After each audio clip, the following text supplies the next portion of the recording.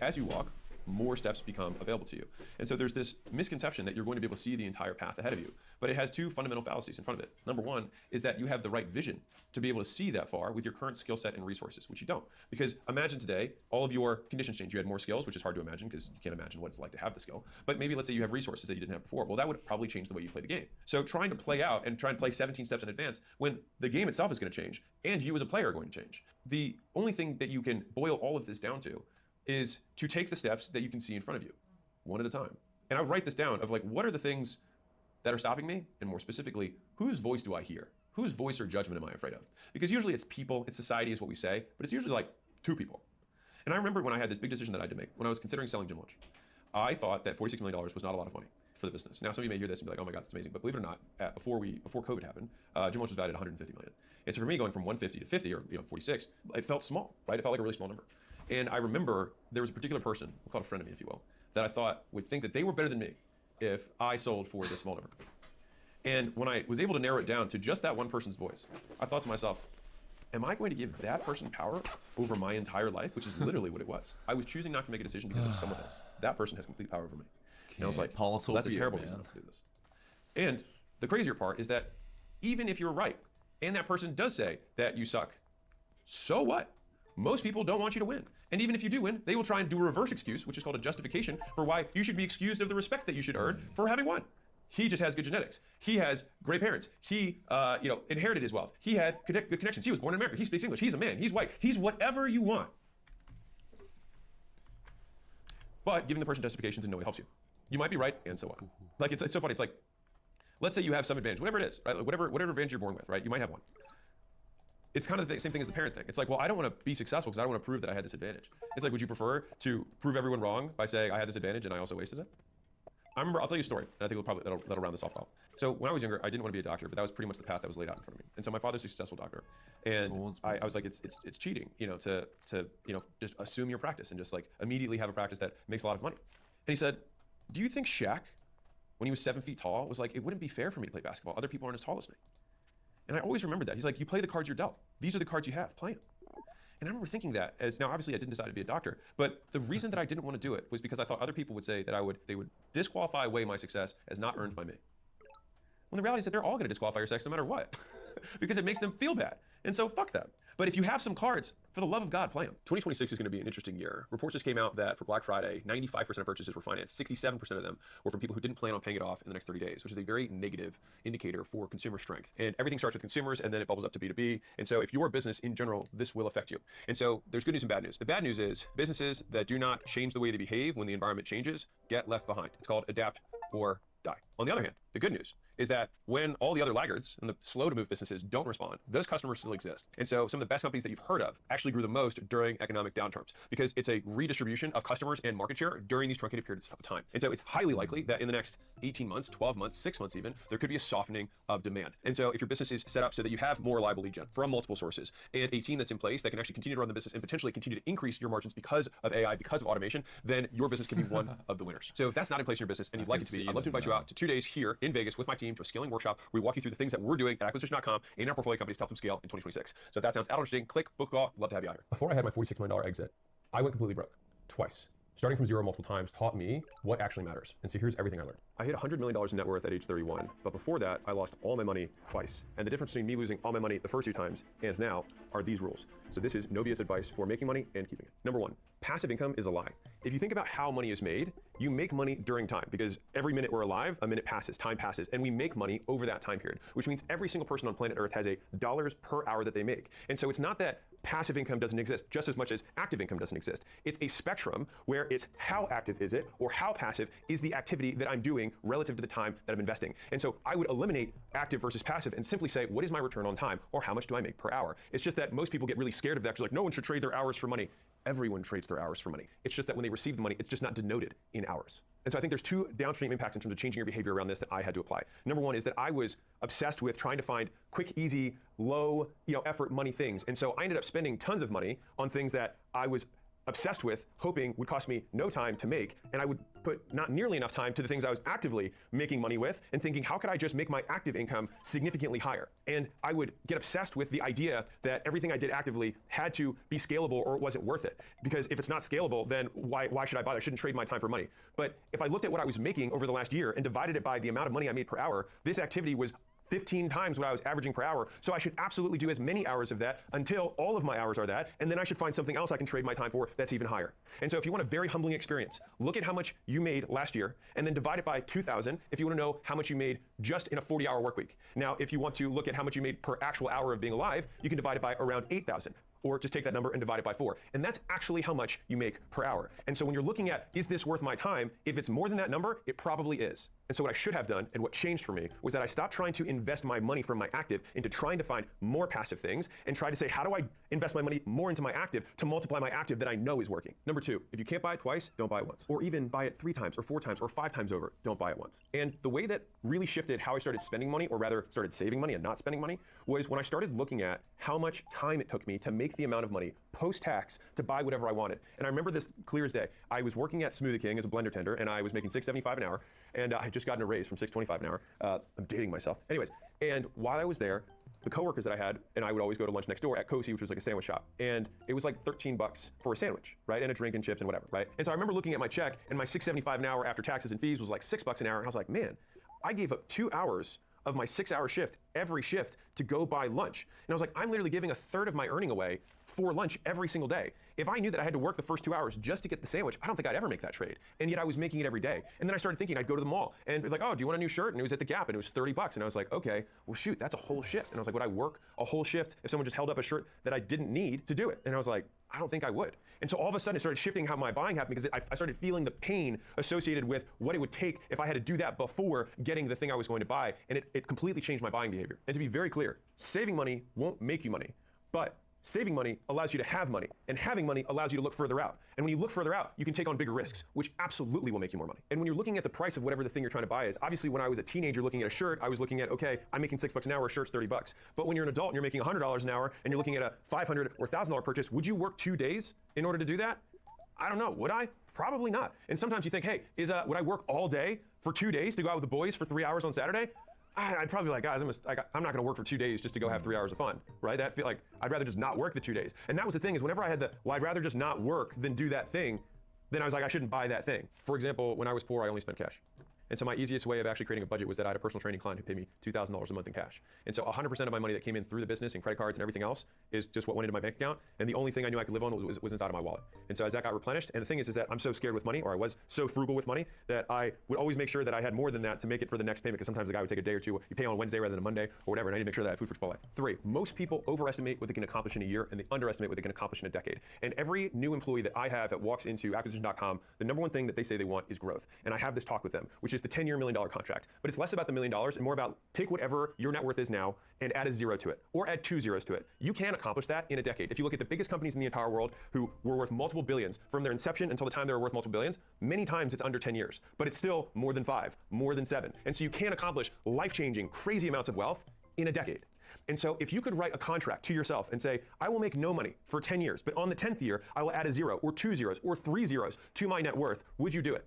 And if the answer is yes, which it almost invariably is with every person who comes into my business, then I say, great, now act like it. And so if you knew that you would make this amount of money over that period of time, you would stop this obsession, myself included. This is me giving my advice to myself who lost it twice. When I was able to shift to, okay, what would I have to do that would make it unreasonable that I don't 10x in 10 years? Then all of a sudden I started making very reasonable bets that I knew would compound unto itself over that period of time. And then winning became inevitable rather than a game of chance. And so oftentimes you have potential earning and then actualized earning.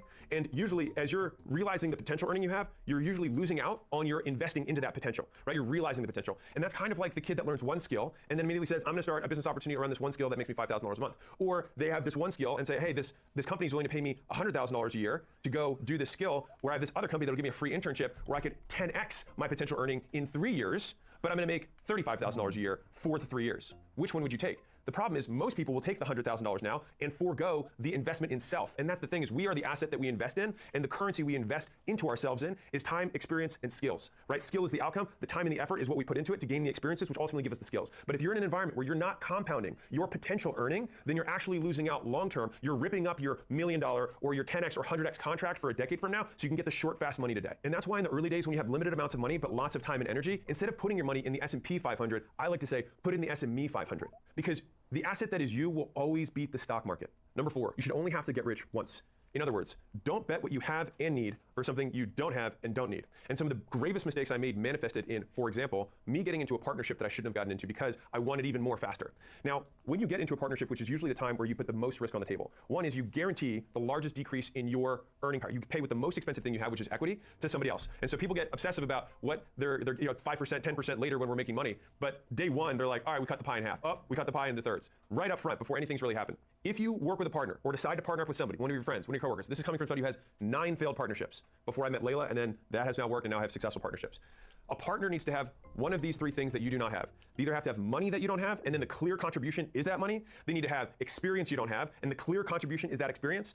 Or number 3, they have time and energy that you don't have, and the clear contribution is that time and energy. And so I added that second part on, is that just because someone has experience, if they're not contributing it to the partnership clearly, then you're still not going to get the benefit from it. If they have the time and the energy, but it's not clearly defined how they're going to invest that time and energy into the things you both get a return, then it's not going to be a good partnership. And I've lost so much money in partnerships, especially early on. One of my 2 big losses was from a partner. And a big part of it was I was insecure, and I thought I just had to have somebody else because I was afraid to do it on my own. If you are a business owner and you're trying to scale and you're doing $1 million a year and you want to go bigger, go to acquisition.com, hit scale, and we'd love to see if we can help you out at one of the workshops we run here in Vegas.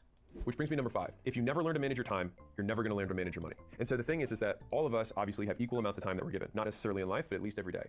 And so the people who get the best returns on their money are the ones who learn how to best invest their time. And so a big misconception around money is that money, in my opinion, is an encapsulated version of time. And since all of us trade time for the money that we get, then it means for each person, money represents a certain amount of time. And the wealthier you get, it's just that the denomination of money represents less time for you. And so for someone else, $100 may represent 4 hours. For a wealthier person, $100 may represent 4 minutes. And so it's a constant appraisal that you do on a regular basis, looking on your calendar and saying, what things do I have here that I could trade my time for more money? And so again, this video is about making money overall. I'm not saying that you can't spend time with your girl, but there is a transaction cost for that time. And as long as you're willing to make the trade, then trade it all day. But the bad trades are the one that when you actually think about it in terms of what it costs, you'd say, I wouldn't do the trade. That's a bad deal. And so over time, if you continue to trade up how much time you invest for what it makes you, you will always make more in your income year after year after year. Number 6. Check your bank account before you check social media first thing in the morning. And if it hurts you to check your bank account first thing, then you need to do it even more. Because for me, I started not knowing where my money was going. And so I had a friend who was like, dude, just look. And I honestly had anxiety looking at my bank account, looking at what money was going out and all that kind of stuff. And so I started making that habit and I had to confront it. But the crazy thing is as I started looking at my money, as I started paying attention to my money started paying attention to me and hanging around. And so Peter Drucker said, what gets measured gets managed. And so one of the most fascinating things that I found with human behavior in any kind of change is that the first thing that you can do to improve any metric for any skill is to actually measure it. And so if you want to lose weight, if you weigh yourself every day, no matter how painful the number is, that intervention alone helps people lose weight. You don't even have to talk about diet. You don't have to tell someone to exercise. If they look at the scale every day, they become aware of it, and when you become aware of a problem, you start consciously or subconsciously making moves to change it. You have that hesitation before you put that food in your mouth. You have that hesitation before you take your wallet out when you're looking at your bank account every day. It doesn't matter what it is, whatever you're trying to improve, but look at it, confront reality, and then reality will start to improve. And if you're curious, how long do you still check your bank account every day? And the honest truth is, I stopped checking when we had about 20 million bucks. And so that started when I had in the hundreds to $1,000 and continue to check every day. And when I stopped checking it was when I realized my daily fluctuations in market movements and things like that across my assets. I basically wasn't able to really see it on a daily basis. So I had to start extending my time horizon for when I would check it. So it'd be monthly or quarterly that I started checking it. Because that way at least I know I should have some movement upwards. And that is something that if you've done checking your bank account every single day for years, you start to already have developed some of those discipline skills, which then you take that $1,000 and you put it into how do I make more money? How do I actively improve the actions and skills that I have? That will get you far more, and that is where you invest the time rather than how do I make money? Because let's be real, you don't have much. So take the money you have into the skill, the flow of making more money rather than trying to take this tiny thing and going from a 10% return to a 20% return. Because the $100 extra that you yield on that $1,000, I promise you, if you learn how to add 50% to your skill set, it'll take whatever your annual earning is up by 50%. And that's gonna be a hell of a lot more than 10. And that's assuming everything goes up this year, which 1 out of 4 years it doesn't. When you say you don't have time, just immediately think to yourself, I'm lying, this is bullshit. Because every single person has between 5 to 9 a.m. and 5 to 9 p.m. every day of the week, even if you have a 40-hour job, even if you're a full-time student, because everybody has those 8 hours per day. Now, the thing is that we're not willing to make the trade-offs because we have these things that make us comfortable. Cool, if you reframe that thing as the thing that makes me comfortable today is the thing that's gonna make me uncomfortable for a decade, all of a sudden the cost of that comfort goes up. And so then it flips to, if I can become uncomfortable for today, I can be comfortable for decades. And so then you can seek out those 8 hours and say, you know what, I'm gonna flip this thing. Here's the crazy part about work. Work makes you money in 2 ways. One, you work and you make money. And secondly, when you're working, you're not spending money. And so when you're starting out, you literally have a double effect. The money that you're making the whole way through is stacking up because there's no drains on it either. And so one of the biggest advantages you have is that you stay busy. One of the keys to investing is patience. What is patience? Patience is figuring out activities to do in the meantime. Think about it for a second, unpack that. Patience is figuring out what to do in the meantime. So then if the goal is to get rich, and we know that that takes time, and it takes time for money to compound and grow, then what you do in the meantime is that you work so that you have even more money to invest, and that money has the time to invest and compound while you're working. And I am so passionate about this because this isn't something that I didn't do, right? Like when I had my job in the beginning, I just wasn't really taking the time that I should have. And then I was like, you know what? I don't want to do this thing forever. I got to get ahead, but I couldn't stop doing my job. So I started spending my mornings and my evenings every day and both weekend days working on what I was going to do next. And in the beginning, that was studying for the GMAT because I thought business school was going to be the next move. But after studying for the GMAT and crushing the test, I came to another realization, which was I'm going to go to business school because I want to start a business. Well, you know what? It's going to cost me less than 2 years and $180,000 plus what I didn't make during the 2 years of not working. I could probably net $10,000 a year of income, which is what the average business school person graduated with when I was looking at business school. And I was like, I think I could get to 10 grand a month if I had 2 years to work and didn't spend 180 grand and I took that money and just put it into a business. Now you're like, well, you didn't even have 180 grand. You're damn right I didn't. I was able to save up 50 and I was like, I think with this 50, I'll be able to spend it to learn enough to make 10 grand a month. And that's what I did. 9, if you don't know how you can lose money in something, then you're gonna lose it. Think about this for a second. If something looks amazing and you're like, dude, there's no way I can lose money on this, you're absolutely going to lose your ass because of how little you actually know. And so you have to figure out, one, what is my downside and all the different ways that downside can occur, and then attach a reasonable likelihood that that happens, and then probably multiply it by 3. Because whenever you have your rose-colored glasses on, you're an entrepreneur or you want to be an entrepreneur. One of the quintessential traits of entrepreneurship is optimism. We are optimists. We think it's all going to work out, and you have to have that level of optimism to start. But when you start, you can't continue to have that optimism around every other opportunity because then you are going to lose your ass because you're going to be split between multiple things. And so if you don't know how you can lose money, you absolutely will because it just is an index of how little you know. 10, the biggest cost that you have is ignorance. So every single month, you've got your rent, you've got your food, you've got your clothes, you've got your car, you've got whatever else you spend. And you think that's my fixed costs. Years ago, I was sitting in the audience and I saw a man write $1 million on a whiteboard. And he called someone from the audience, he said, how much do you make per year? And they said, $50,000 a year. And he said, would you like to make $1 million a year? And the person said, yes. And then he put a minus sign. And he said, did you know that it's costing you $950,000 per year to not know how to make $1 million a year? And it was such a light bulb moment for me that I realized is the difference between what your goals are and what you have today. Because if you knew how to achieve your goals, the difference is the value of that education. And conversely, the difference is the cost of that debt of ignorance. And so the number one priority in my life has always been to pay down ignorance as fast as I possibly could using whatever currency I needed to. So if that was relational capital, that means using my network or doing favors for people or paying money, which is the least efficient way of doing it, I would try and find a way that I could pay down ignorance to achieve the things that I wanted. So I could get the information, so I could get the learning. When I started, I paid to get into rooms. I paid $25,000, $35,000, and you're like, wait, I don't have that right now. I get it. Well, you pay $10,000 was the first thing I ever bought that was information-based. That's what was the first thing I ever invested. And how was I able to do that? Because I had saved for 2 years and I'd saved 50 grand up. And so for me, I was like, okay, this is the direction I'm going in. I'm gonna invest in learning. And when I got in that room, the first room I was in was a gym owner room, and I didn't have a gym. And I paid to be in that room so that I could start the gym the right way. When I paid to the $25,000 room, it was an internet marketing room. And guess what? I didn't have an internet marketing business, but I paid there so I could try and learn how to do it the right way rather than try and start it the wrong way and have to fix it. And so I think a lot of people wait too long to try and learn. I always want to grab my future and pull it towards me. And so I was willing to spend as much money as I had available to me to make those bets because it was a bet on me, and I knew I would never lose that. You can't lose you. You always have diamond hands on you. Like till the day you die, you've got you. And so the thing is about investing in education is that sometimes the lessons you learn aren't the lessons you expect to learn, but you learn them nonetheless. And so sometimes you go into an education thing and you don't get what you thought, you still get something, and it was still more than what you paid. And so when I went into those rooms, I'd already used up all my money to get in the room. So I was like, okay, what else do I have? And so at the time, I knew how to sell. And so I just went to every single person in the room and was like, can I help you sell stuff? And so they'd be like, well, sure, my sales team sucks, or sure, my script sucks, or sure, my offer sucks, or I don't know how to overcome these objections. And so I would spend an hour, 2 hours, 3 hours on the phone with these people, training their teams, writing scripts, and they were like, dude, thanks so much. This was I can't believe you did all this. And the thing is that if you're going to pay for help from someone, pay in full. Don't half-ass a free gift. And so if you're good at something, you're good at a skill, you're an accountant, you don't do 1 page of someone's taxes. If you're gonna do a favor, you do the whole thing. You treat them like they're a paying customer, and then they will respond as though you have paid them. And so it will be like you've given them money, and then you will get that reciprocity. And at the time when I did those favors for all those people, I didn't know what I was gonna ask for. I just knew that I would need someone's help in the room, and I'd rather have more phone numbers I could call for help that owed me one than none.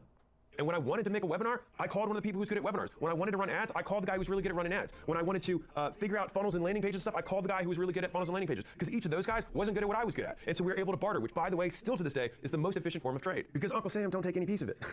For us or them, everybody wins. 11. There's two types of things that you can learn. And so if you're trying to pay down ignorance, you got to know what you're buying. So you can learn about something that exists that you didn't know existed, and then you can learn how to do something. And so one is called declarative knowledge, knowledge of existence. The other is called procedural knowledge, which is knowing how to do it. And so if I explain to you that private equity exists, and this is how you can buy, package, and sell a business for a lot of money, now you know about it, which is a prerequisite for learning how to do it.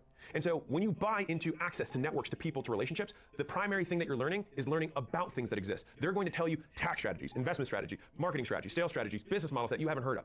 That is what you learn there. But if they tell you those things, you leave and you get excited. But then you're like, well, shoot, how do I do it? Which is the second thing that you learn how to do, which is the how part. And so when you're going into any kind of investment, whether you're investing time, you're investing trade, you're doing some work for someone so they do work for you back, or you're investing money, you better be sure what you're buying. And the interesting thing about those two types of knowledge is that the declarative knowledge tends to teach you things that you didn't know existed. It's the unknown unknowns. That is why some of these are the biggest breakthroughs when you get into those rooms with someone making 10 or 100 times more. They see the world in a different way.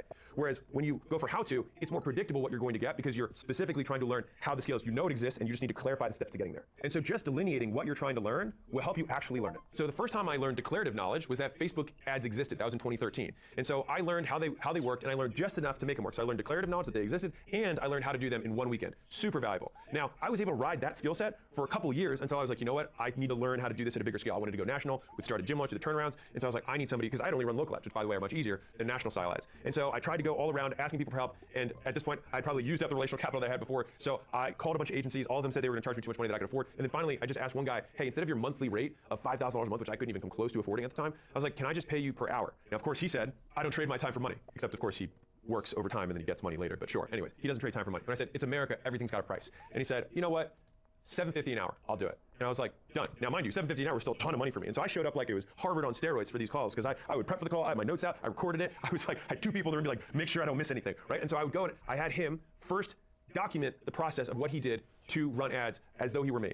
Then I had him demonstrate it. So he clicked the buttons so I could see what he was doing, and I had him stop and explain to me each of the steps so I could put it in my little checklist too. And then finally, I duplicated in front of him, which means document, demonstrate, duplicate. I then did in front of him to make sure that I was doing it right. And so once I did it right, and I did it right multiple times in a row, and I didn't need him to correct me while I was doing it, that's when I had mastered the skill. It took me 8 sessions. So it took me 8 hours, and whatever that is times 750 in order to learn. 12. A watch isn't going to replace work. A Rolex isn't going to replace reality. And so what happens a lot of times when you're coming up is that you want to get status, right? You feel downtrodden, you feel like no one respects you, and that's normal as a young man. That's what you do. You don't have any status. That's what you come into the world as, and you got to go make it. And so the thing that you want to do early on is get status as fast as possible. The thing is a lot of times you trade short-term status at the expense of long-term. And so as somebody who has lots of young men in my audience and middle-aged men in my audience, you'll never impress someone who's wealthier than you with assets. You'll only impress people below you. So you have the wrong target audience. Because to impress poor people, you outspend them. To impress rich people, you outwork them. And once I understood this, I was like, oh, the guys who are at the top of the game give me respect because they know I'm a future one of them. Because they know when they were my age, they doubled down on the hustle, not the highlight reel. And that overspending on status happens at every level. So in the beginning, it's a watch, right? And a little bit later, it might be a car payment. And a little bit later, it might be a really big expensive car payment. And then it might be a really big condo. And then it might be a really nice house. And then it might become a yacht. And then it becomes a jet. And the thing is that you add zeros to it, but again, you only impress the people underneath of you, not the people above you. And if you want to impress the people underneath of you, by all means do it. But know that that's what you're about. Buy time like a rich person, buy stuff like a poor person.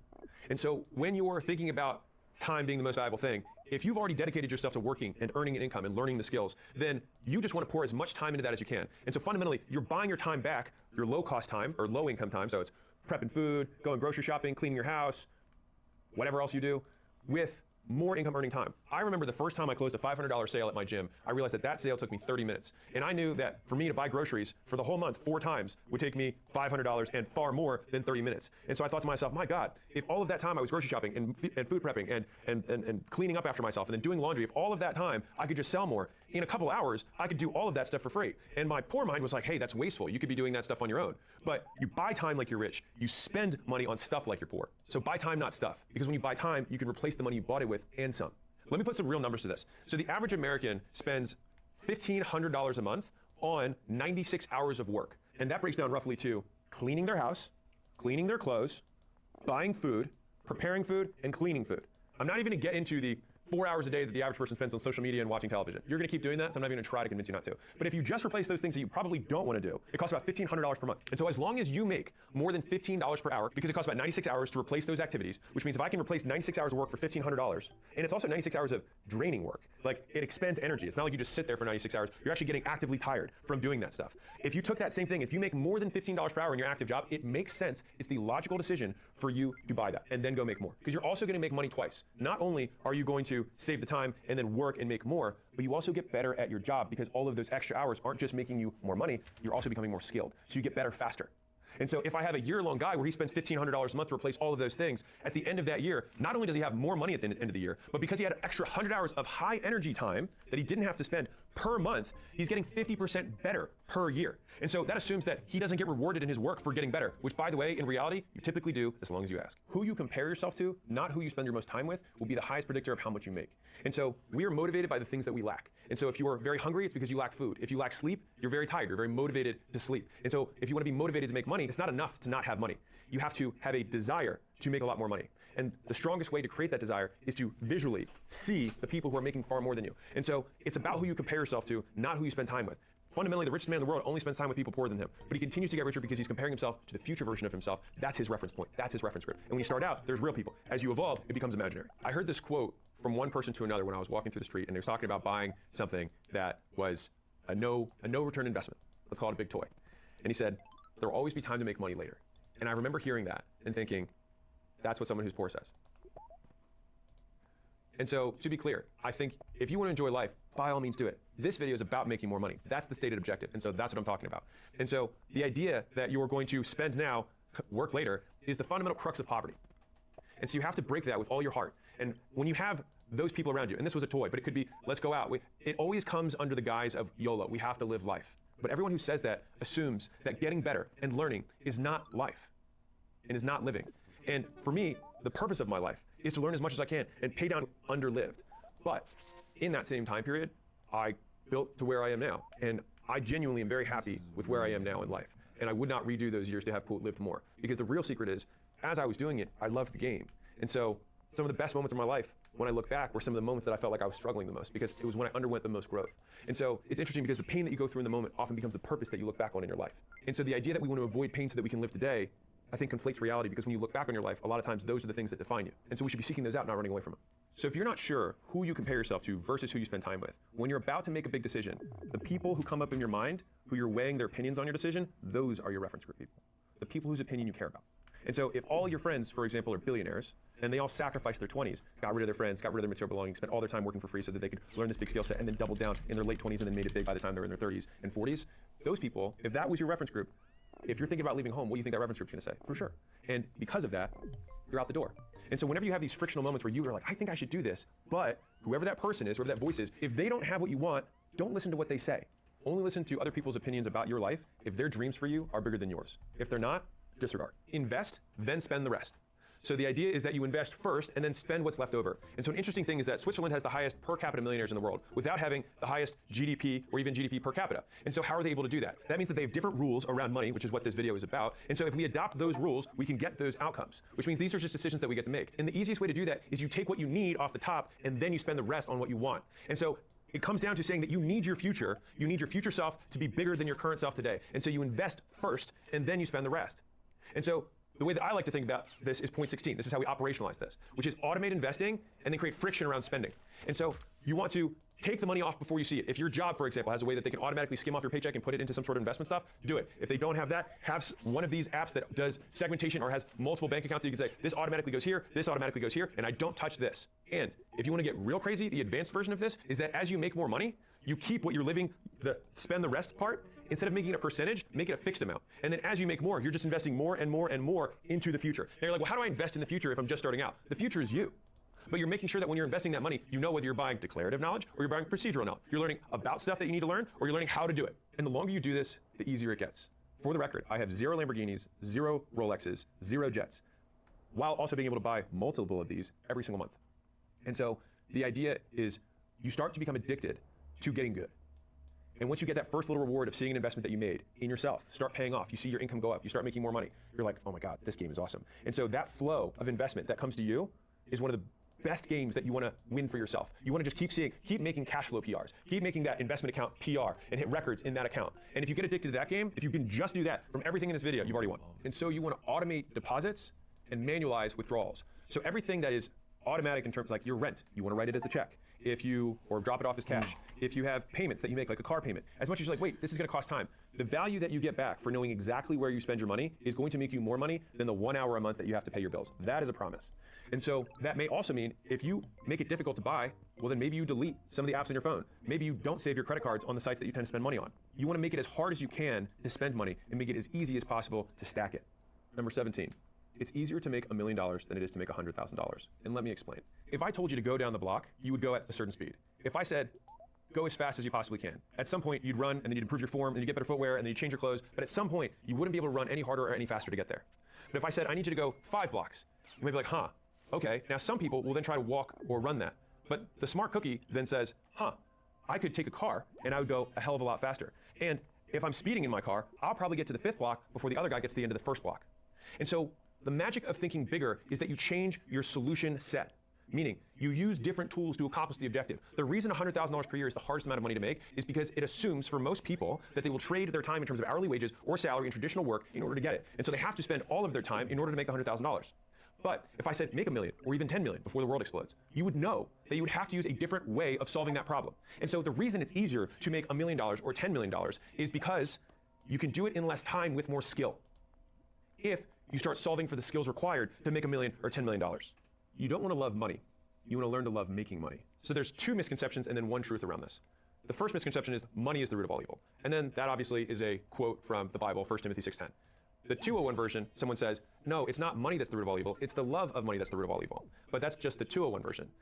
The actual translation, there's 5 translations for it, and 4 of the 5 are the love of money is the root of all kinds of evil. Meaning, if you desire money more than anything else, then you will commit the other sins in order to attain it. And so the idea is that it's only a pathway that has a high likelihood of causing you to do things that are unethical or immoral.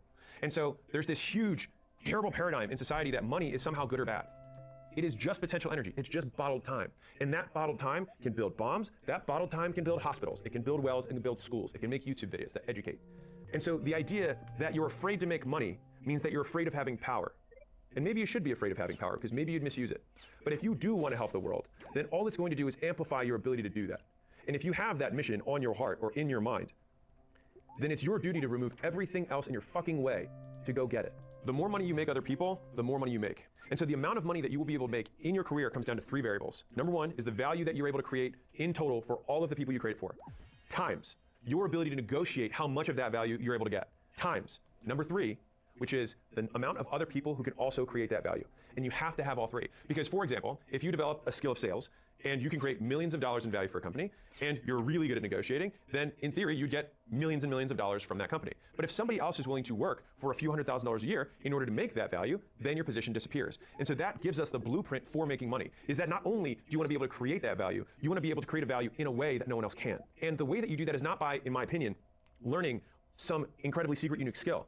What makes skills unique is the skill set. It's the stack of skills together that create the uniqueness. If someone else has to try and recreate something I could do, they would have to have lived my life. And so your life and the time you spend becomes your competitive advantage. It becomes your asset. It becomes the moat that other people can't chip into. They'd have to go through being a competitive fitness person and then go through owning lots of gyms, and then go through doing turnarounds across the country, and then go through doing a licensing business, and then go through making a supplement business, and then go through launching a meal prep business, and then also starting a software company, and then going through an exit for both, and then starting a private equity. They'd have to do so much stuff. There are so many skills that are required. Your time is your weapon if you invest it wisely. And the one thing that I would leave you with is that money loves speed, wealth loves time, poverty lives in decision. I spend more time than I deserve with billionaires and multi-billionaires.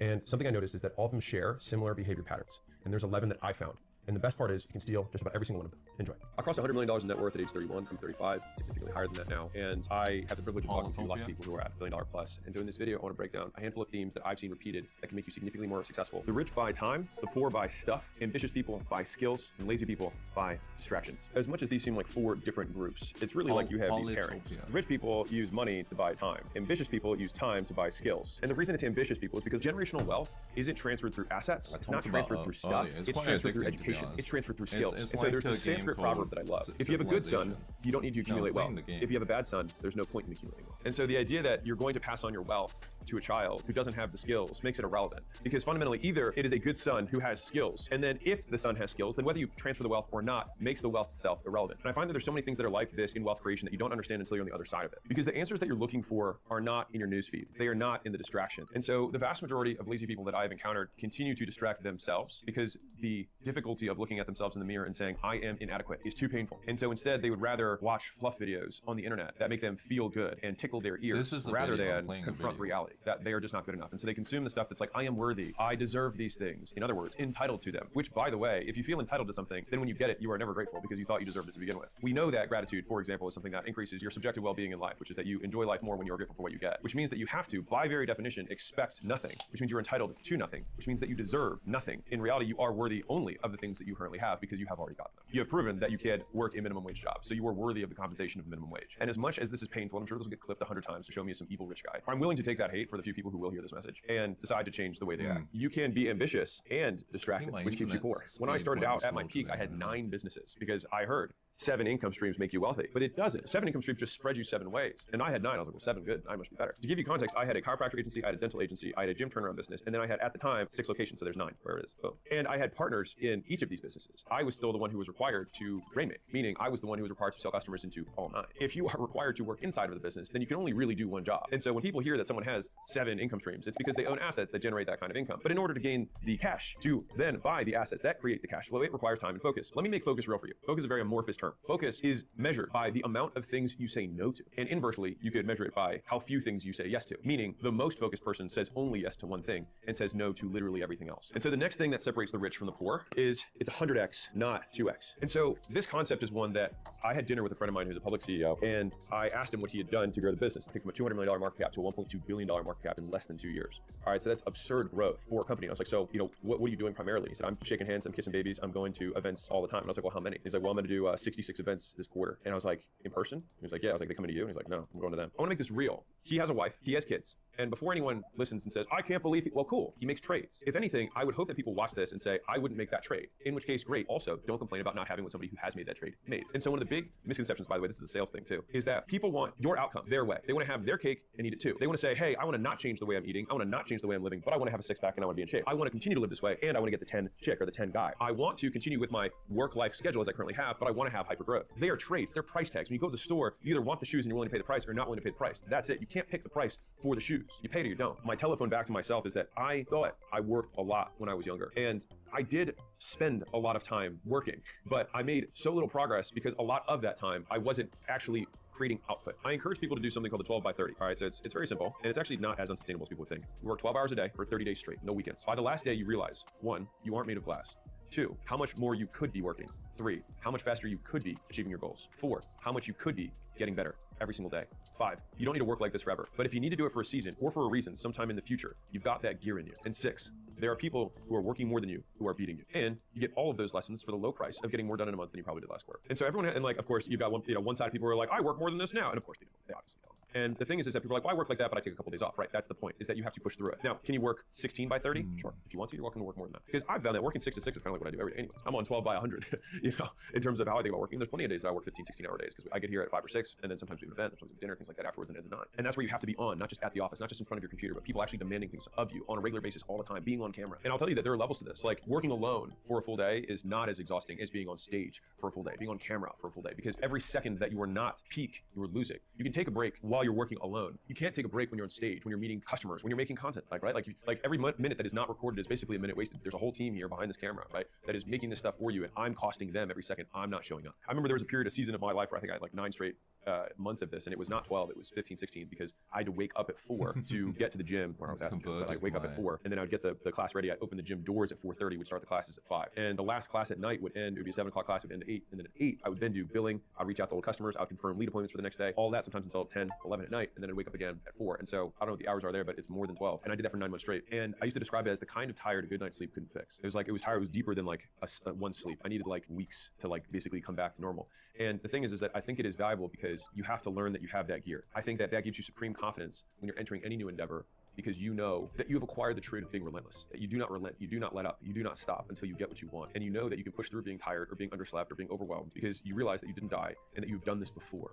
And so the difference between the newbie and the veteran is that the veteran looks on something and looks back on what they have done to get to that point and says, I've seen this before, this is another one of those. And that's why they don't have the anxiety, that's why they don't have the stress. That's why when they get on stage, they crush it. That's when the high pressure situation, they still breathe normally, the heartbeat doesn't go up because they've done it before. And the only way that you can get to the point where you can say you've done it before is to do it now. And so I define work as volume times leverage. And so it's about how many times you do something and how much you get for each time you do it. In the beginning, you need to do a lot more of this, right? You do way more volume. Because of that volume, you gain skill. And then the leverage also increases. And so you get 100x the volume, which then over time builds skill, which then gives you more for what you put in. And then over time, that continues to increase your output. The thing is that this concept of 100x, not 2x, has applied to so many different areas of my life. Like when I paid a large brand for insight into how I could grow my personal brand when I decided to get into this game, I was like, hey, I'm not growing that fast. And he said, oh, well, pull up your social media profiles. And we pulled them up one by one. And he said, look what you're doing, look what I'm doing. And he had genuinely been doing 10 times more volume than I was doing. And so he basically said, you're not doing enough volume. I then said, okay, that was clear as day. I need to do more volume. And the thing is when we did more volume, we got better at doing it. And so now we continue to do the same volume as I did in the beginning, which was 10 times more than when I started. We get even more output. And then I had a different friend who talked to me, a billionaire guy. He was thinking about getting into content. And he said, hey, I'm really not growing that fast. And I got to have the exact same conversation with him. But the thing is that this guy had done 100x, not 2x before in his life. It was just that he got to realize, like me, that it has been 100% domain specific. And so when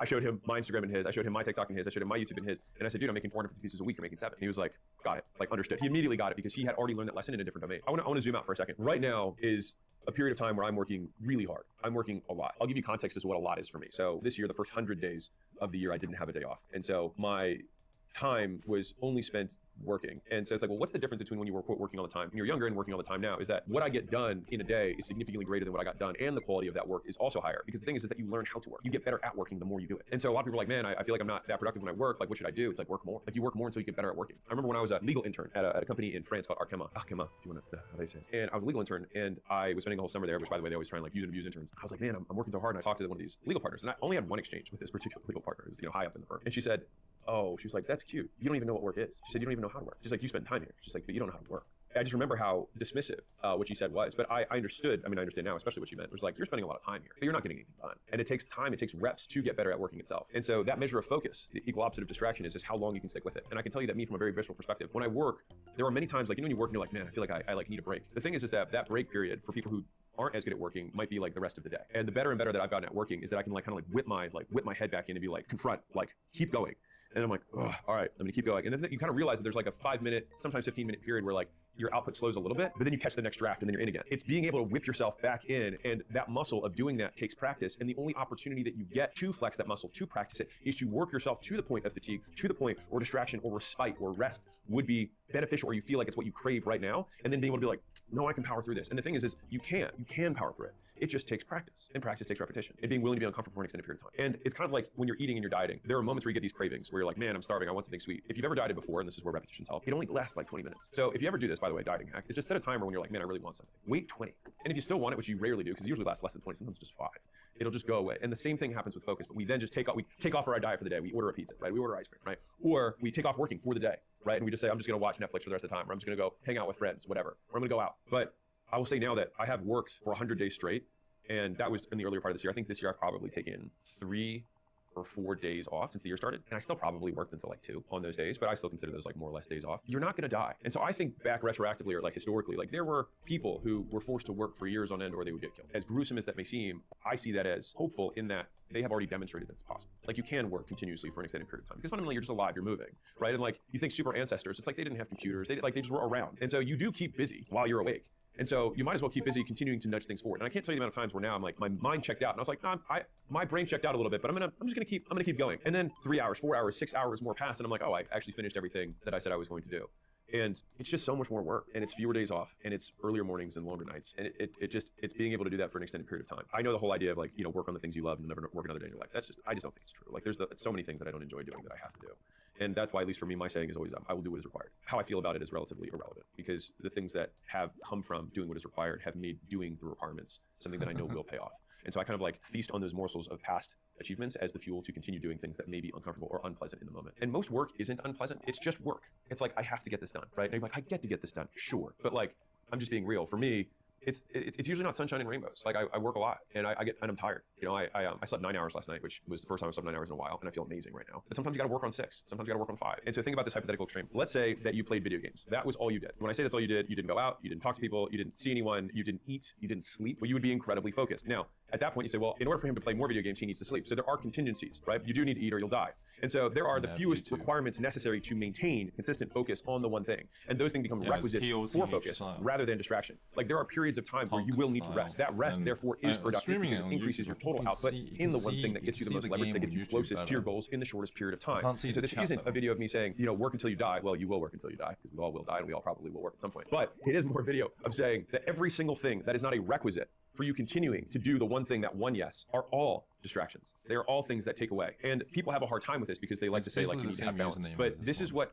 poor people do not understand. And I am going to do my very best to kind of like pass down a message from the future to my past self about this. And this goes for entrepreneurs specifically, which is you do not understand how much work it is. Like you think you understand how much work it is. And I've had multiple times in my life where I've met someone who was way further ahead than me. And I saw them actually working 5 to 10 times more than me. And I was like, wow. And there's the scene in Invictus, which is a movie with Morgan Freeman and Matt Damon. I love this moment. There's an exchange. I'm paraphrasing, but he says something to the extent of, I've heard that you've been playing with an injury. And Matt Damon just kind of says, well, no one ever plays at 100%. And I just love that because to me, that kind of encompasses the champion mindset, which is that it's not about playing when circumstances are perfect. It's that playing creates perfect circumstances. We have to learn to play when the chips are stacked against us. It's like having values. Values are only valuable when they are tested. You can say you're loyal, but if you know if you're in a hotel room and a girl is there and your wife isn't there and there's no way that she finds out, that is the test of whether you're loyal. It's when there's stakes. The test of whether you have work ethic is whether you can work when you're tired. It's whether you can work when you're distracted. It's whether you can work on things that you don't find pleasant. Because all of that, and I see this with some of the young guys. Like there was a guy we hired, and then in 3 days he said, I don't think this is for me. And he got hired to a sales role. And he was making outbound calls. I was like, you don't think this is for you? I was like, you don't even know what's for you. You were here for 3 days. You didn't even get the ability to get good at the basic thing. And so there's a level of intolerance for discomfort in some sort of expectation that it's going to be this amazing thing that you're going to love at all times, and it's just not. And so I'm okay being a different voice in the entrepreneur space. That's not like, passion is what gets you through the hard times. I don't think so. Passion has not been the thing that has gotten me through my harder times. It has been desire. It has been wanting to make something into a reality by dragging something from your mind into the world. And sometimes I feel like you're giving birth to this thing, which for every mother, which I obviously haven't given birth, it's like you give birth kicking and screaming. It's a painful experience, but then there's life that happens afterwards. And I see work as very much labor. And we even use the same word. It's labor. It's work. It's painful. The pain is that like you're halfway through, I would imagine, and you're like, I still have to keep pushing because it's still not alive yet. It's still not out. And so I think learning to push through that, and this is the part that my friend was saying, where he's like, they don't get it. They don't get it. They think that I do one of these speaking events and they see my Instagram and they think, oh, okay, well, why is my brain not growing like that? He's like, well, I was in 5 different cities this week and I just had to do FaceTime with my kids in order for them to see me. And people are then like, I wouldn't make that trade. Fine, but don't want what he has. And so let me draw this out for you in a nice little visual to show you how I see work, right? This volume that you need to do. So you have excitement, right? So when you have this new idea, which we have them, and you're like, oh my God, this is amazing, right? This is so good. The thing is that once you become neutral and then you become worried and stressed,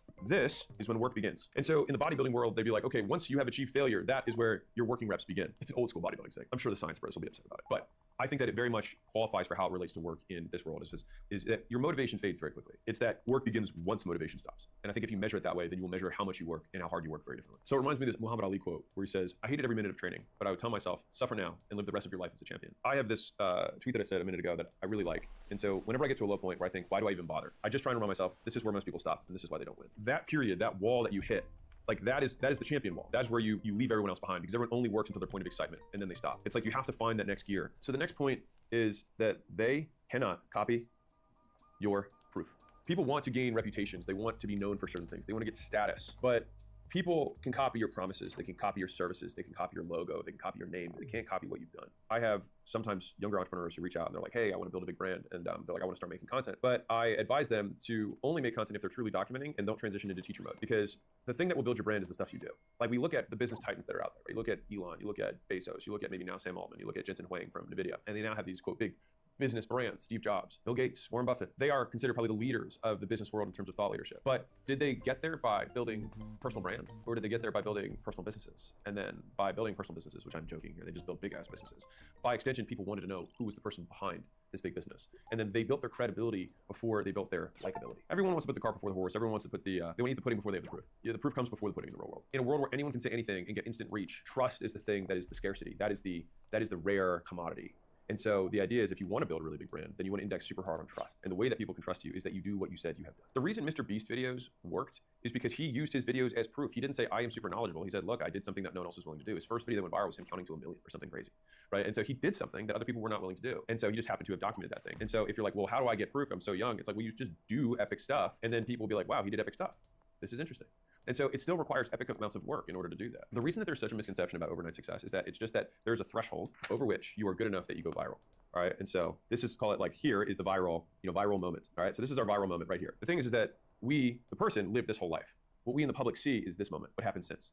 And so we have the perception of overnight success. And this is why it's so difficult for people to wrap their heads around, because they want to model what they see, not what occurred. And so we have to model what they did, not what happened. And so this fundamentally is the inputs. This is what they put in for a long period of time. What we see here is the output. This is what's visible. And so this is where it gets especially difficult for people trying to learn, is that most people get rich and then they get weird. And then what happens is people then try and copy what they do here, not what they did to get there. And so they copy the wrong stuff. They model the plateau, not the rise. So you don't get rich by flying on private jets. You get rich, then you can fly on private jets. And so a big thing that richer people do is that they will act with urgency. And I would say that this is just not even richer people, this is entrepreneurs specifically that I'm making this video for, is that they act with urgency, all right? And so you can tell in some ways how successful someone's gonna be by how quickly they do things. The gap between thoughts and action. And so this is something I personally work on a lot, which is like how quickly between when I make a decision to do something, does it actually occur? And you can improve your potency as a person, how powerful you are, by decreasing the gap between thought and action. Like if you think about the hypothetical extreme of this, the God figure, if you will, thoughts and reality are one and the same. He thinks planets and universes and they appear. And so that would be the ultimate demonstration of power, in my opinion. And so we can approximate that. We get as close to that as we can by shrinking the time it takes between when we think and when we decide and then when we ultimately do. When you don't have any more information to collect in order to make a decision,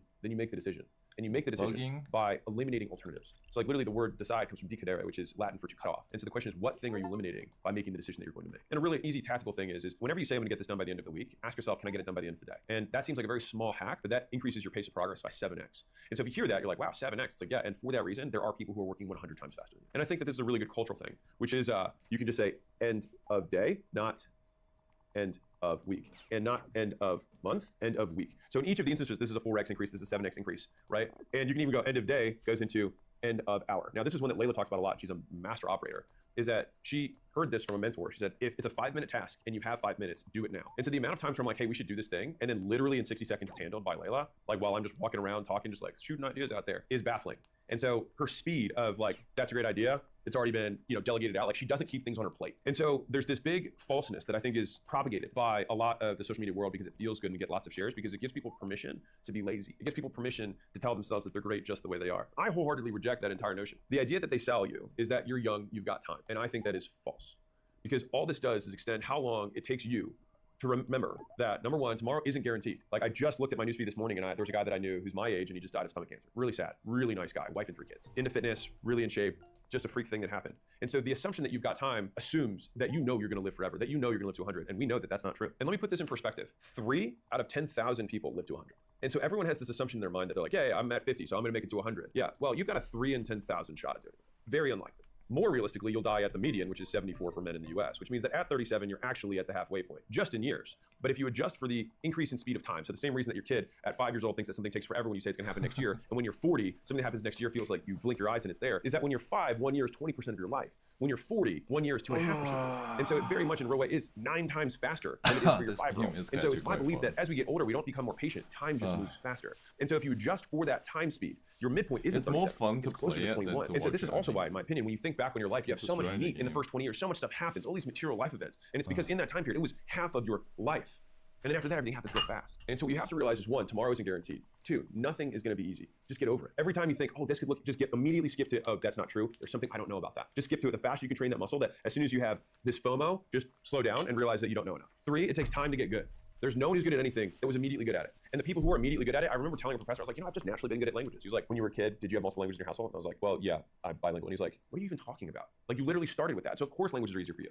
And so the thing is that the people who have things that come naturally to them, they just only came because they forgot the work that generalized to the new skill. Once you realize that it takes time and repetitions to get good, then you also realize that the sooner you start, the sooner you get. And don't stop until you do. So let's assume you act with urgency, right? You've gotten that done. You've moved end of week to end of day. You've moved end of day to end of this hour. You moved end of month to end of this week, and you've massively increased the speed that you execute. Well, then you start running face forward into the fact that things are gonna get really hard really fast. And so I will tell you this one is that hard is for now, not forever. And so The good thing about bad times is that they end. And the bad thing about good times is that they also end. And so whenever you're going through a good season, it's also a good reminder that this too shall pass. And so what ends up happening is that when you're in the hard time, that can give you that necessary respite. It can give you the end of the tunnel that you can look forward to. There's only 3 outcomes. You either quit, it gets easier, or you get harder. So think about that. Because no matter what, it always ends, but you only lose when you quit before you see it through. Because 2 out of the 3 outcomes get easier. Either it relents, the outside circumstance gets easier, like the hard thing moves, or you become harder, and then by extension, it no longer feels hard for you, which I'll make this real for you. Right now, think about the problems that you were stressed about 5 years ago in your business, right? Think about the things that you were dealing with, what you were stressed about. Now think about you trying to solve those problems today. It's probably a joke to you now. You'd be like, well, yeah, obviously. It's not that those things became less hard, you became better. But here's where this gets really interesting for me. It just means that nothing is inherently hard to begin with anyways. We are just always inadequate. For me, I remember when I had 5 employees and I was like, man, it's so many people to manage, or,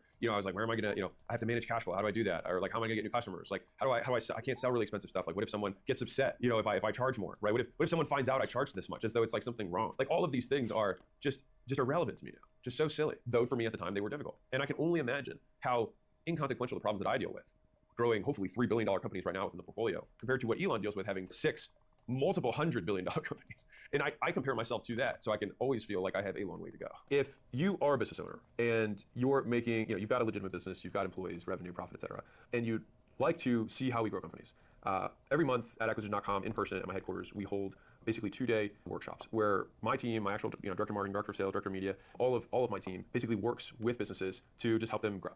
And it's a cool way for us to meet new companies. That kind of builds our pipeline on the investment side, but it also just provides value to you guys. And so it's kind of a cool win-win. The reviews are exceptional. So the link is acq.com/Vegas. You can go there and you grab a time with my team. They'll just ask you a couple questions, make sure the business makes sense, we can help you out. And if so, then we'll invite you out here to Vegas and have a party. Not really, it'll just be almost all entirely business. And I would encourage you not to party, or at least till afterwards. But beyond that, let's get back to it. But let me give you one thing that'll also give you a little bit of hope about these hard times, is that these hard times are also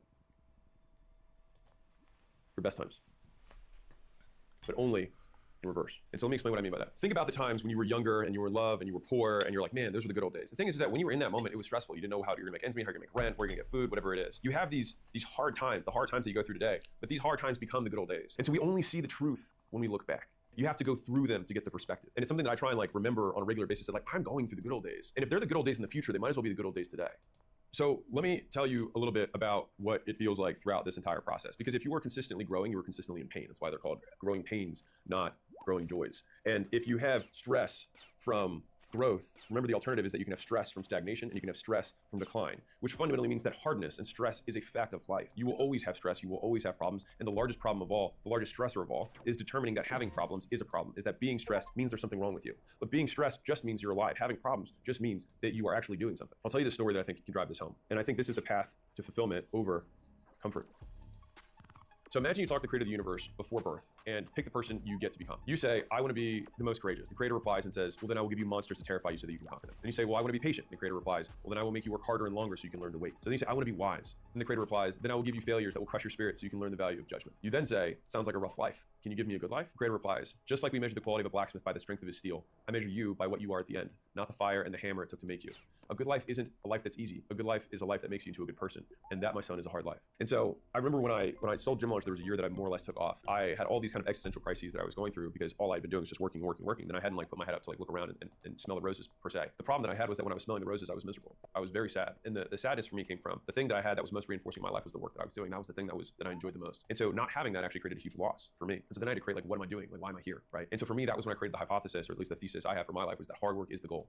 Is that nothing left in the tank, which I got from Jesse Itzler, which I love. Emptying the tank every day is the point. Because for me, those are the days that when I look back are the days that I feel the most fulfilled on. In the moment, you feel tired, you feel exhausted, you feel like you're bored, you feel like you don't want to do another repetition, you don't want to do another 2 hours, but another 2 hours, another repetition, another edit is what is required. Not what you want, but is what is required. And if you have a little bit left in the tank, and you don't know if you have a little bit left in the tank until you empty it, until you physically can. And so I think about that steel that we're trying to make, and the only difference is that we are both the steel and the blacksmith. And so the creator in this would just give you the fire. And either you can stand far enough away from it that it just keeps you warm, or you can go into it and you can hammer out the impurities so that you can just become better and better and better and stronger. And if you're watching this and you would like to start a business, but you're not sure where to start, I am a co-owner of School, and we just started the School Games. And right now we're giving $100,000 away in cash or a Cybertruck to the person who builds the biggest community on School in 30 days. And so School is just a community platform that helps people start businesses. And right now, 1 out of 2 people who start a paid community on School make their first dollar online. And so you're like, okay, well, that's cool. And right now, on average, the average paid community owner makes $1,360 per month. So this is not going to be the thing that makes you, a billionaire rich, but it can help you get started, which is why I invested in the company. I spent 4 years looking for something that can make the easiest kind of starter business for people to get going, especially starting online. The reason that we have this success rate, right? The reason that we have this very high success rate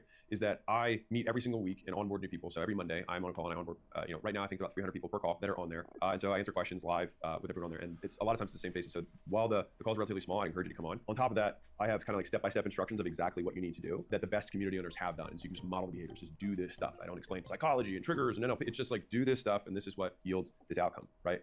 And then finally, we'll give you the entire platform that basically makes all the tech really easy. And so right now we've got people who are in foreign countries who don't speak English. I think there was a guy who won the games who's 15 years old. So like, I'm telling you, it's not rocket science. Like we've really taken a lot of effort to make it as simple as humanly possible. You don't need any other software to make this work. And so if that sounds all interesting, the best part about all of this is that you can start absolutely free. And so we have the course, we have the calls, we have the platform, and we also have the community of other people. All right. And so you can start for free, 14 days. You can click the link, which is right here. Oops, other way around. School.com/games, start for free, and hopefully I'll see you on the other side. And so a big part of why this is so hard is that so few people want to go into the fire, right? And the fire could be entrepreneurship, the fire could be content creation, the fire could be starting a new product, the fire could be doing outreach and knocking on doors, or quitting your job and starting another job in a completely different industry. That's the fire. It's the thing that other people aren't willing to do. And they tell you not to do it because it helps them justify the risk that they chose not to take. It helps them feel better about the risks they aren't willing to make. I remember thinking about this at long length when I was younger, and I thought about the word exceptional, right? So buried in the word itself is the key point, which is that you cannot expect to be accepted if you want to be exceptional. To become exceptional, by definition, you have to become the exception, which means you have to be unlike other people. You have to do what they don't agree with. If they agreed with you, if everyone agrees with you, you can be sure that it's the wrong path. When I quit my job, every single person in my life told me it was a bad idea. I graduated 3 years from Vanderbilt. I had a nice white-collar consulting job. I was set up to go to grad school to one of the Ivy Leagues. I aced my GMATs. Like I was set up. I'd done the path. And so for me to quit and be like, I'm gonna be a personal trainer for minimum wage at a gym, that was not a happy news for the vast majority of people that I knew. But the thing is that I've had those conversations multiple times in my life. When I ended up leaving the gyms and started the turnaround business, every person was like, you finally made this thing work. You finally, now we finally agree with you again. And it was right at the point where they accepted me that I was like, you know what? I think I want to do this other thing. And I'm gonna sell all these gyms for basically nothing in 90 days to then start new. And they're like, but you spent so long on this. And they see sunk cost fallacy. And the thing is don't listen to the people who are closest to you. Listen to the people who are closest to your goals. And so a lot of people like to think about how they have these mentors and these heroes, but the most important group is your reference group. And your reference group is who you compare yourself to. But the thing is that people think they compare themselves to their mentors and their heroes, but they don't. Who you compare yourself to is who influences your decisions. So the voices you hear, the voices you listen to when you're about to make a big move, those voices are your actual reference group. And if those voices are not close to your goal, you should not listen to them. If anything, sometimes the best advice in the world is do the opposite of whatever it is that they did to get in their life if you don't want what they have. Don't listen to what they say, even when you're an entrepreneur. So let's fast forward a couple years. So there was a point where I started the outbound team. So this is gonna sound super tactical, but I'm gonna zoom out for you. So we at Gym Launch we were all paid ads for the most part. I made content, I'd book, like there were things that were out there, but still 70% plus of my new customers came from paid ads. And I knew that if I wanted to sell the company, I would have to create a second acquisition channel that was very different from the primary one so that I could create more stability. You don't have one idea, one point of failure within the business. And so I remember reading this book about how to set up outbound, and it said it will take a year. And I said, I'm really good at marketing, I'm really good at sales, it'll take me 12 weeks. And it took 12 months, like the book said. And so when I walked through that, what was interesting is it took 90 days for us to get our first sale. And the whole time I'm investing in this team, I'm investing in software, I'm investing in training and consulting to like learn how to get all this stuff going just to get our first sale. But that's not very good for the amount of time and effort we put into it. And then 3 months, after that, we started getting a couple sales trickling in, still not a lot. And I actually had almost like an intervention from my executive team that were like, hey, we think this is a shiny object. They're using my words against me. They're like, we think this is a distraction. It's not, yielding a result for us. I think we should, cut our losses in and move on. And I kept thinking to myself, like, this is what hard feels like. Like we have to just keep inching our way through because we have made sales, which is we just need to get more efficient at it. And then we did another 6 months and then we got to a point where it became 50% of revenue. But here's the thing that you don't see. And so whether you're starting a new acquisition channel like I was, you're starting paid ads, whatever, is that if I tell you in 1 year, I could double your business, right? Let's say you have to pay me $100,000, right? And in 1 year, I will double your business. Many people would probably be like, yeah, sign me up, I'll do it. Maybe I'll take a loan, but even for the 100, like if I know I'm gonna double my business in a year, I would do it. Okay. But then what happens is month 1, they drop 5K and then they lose 5K. And then month 2, they lose 5K again. And then they say, ads aren't for me. Outbound's not for me. But the thing is that the way it actually feels is that you lose 5K, you lose another 5K, you lose another 5K. And then all of a sudden 1 month, you make 25K. And then the next month you make 50K.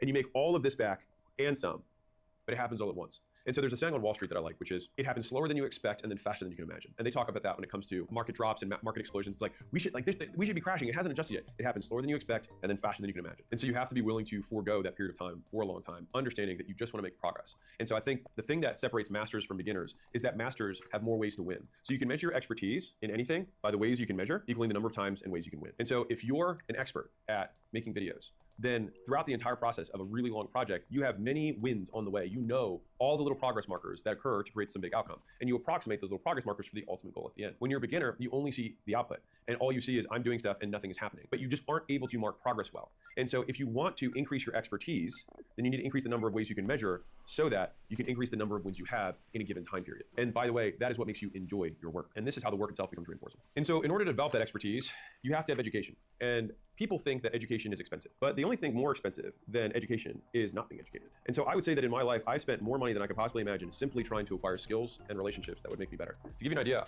I think the most expensive thing that I bought for this is not including me messing stuff up and just losing tons of money, but I actually wrote a check for, was $350,000 to have a dinner with a guy who was worth $7 billion. And I got exactly what I wanted from that dinner, and it was incredibly valuable for me. And he kept saying no. I offered 100K, and then 200K, and 250K, and 350K. And we offered 350K. He said, fine, I'll just have dinner with you. And he didn't ask for the money. But I think he was just seeing that I was willing to spend the $350,000 for it. And so I've spent so much money for 1 hour, 2 hours, anything to gain context. Because I heard this close, and you've heard, if you've watched my channel, you've heard this before, but pick whatever number your income goal is, right? Let's say it's $1 million a year. And let's say you're currently making $100,000 a year. If you value that $1 million goal, the value of the $1 million per year, what's the price you put on that education? The value of that education is the difference between where you're at and where you want to go. And so that's why if I want to become a decabillionaire, then I should be willing to pay everything that I have in order to gain the skills, the experience, the knowledge in order to get there. And so if there's a way that you can spend $50,000 in order to learn $1 million per year skill set, then every year you don't do it, you lose $950,000 that you would have made if you had made that investment. And so the key point here is that we use poor people language when we talk about education, when we should be using investor language, because it should be an investment in an asset. And the asset just happens to be you, and you can't sell it, but you can invest in it and you can grow it. If you think about investments, you'll never say an investment is expensive. There's just a cost and a return. But if someone says there's a $100 stock or a $1,000 stock, it could be expensive relative to the return. But if the return is supposed to be good, then no one says that that amount of money itself is expensive. It's just what the cost is for the return. It is the investment. And so if you think about education that same way, it always has to be framed in terms of what you get for it, not how much it costs. It's not about how much you make now. It's how much you're going to make and how much that's worth to you. And for me, whatever my delta is what I'm willing to pour into that without hesitation. And so for the first I lost everything at year, 6 of my entrepreneurial journey. And I put all of the extra money that I had right back into learning more stuff. And so even though I made profit, my biggest expense was me. But it wasn't on my living and my lifestyle. It was on my education and my network and my surroundings and the skills I wanted to learn, the courses, the workshops, the seminars, the coaching programs, all the things that I did. I'm a product of that world, despite the fact that I think that world overall has a lot of shitty people. I still learned a lot.